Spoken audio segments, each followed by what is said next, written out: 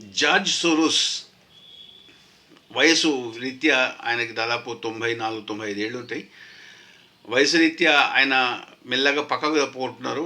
Charge అతని కొడుకు Alex తీసుకోవడం జరుగుతోంది.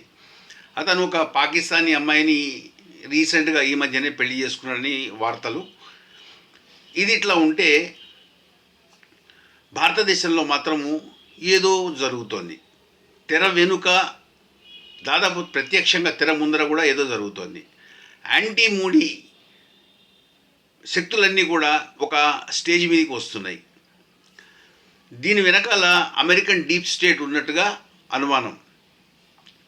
ఎందువల్లంటే రాబోయే కొన్ని రోజుల్లో ఏదో ఒక రైతు ఉద్యమము, లేకపోతే విద్యార్థుల ఉద్యమము, లేకపోతే ఇంకొక పేరు మీదనో తప్పకుండా ఒక ఉద్యమం జరిగే అవకాశం ఉంది.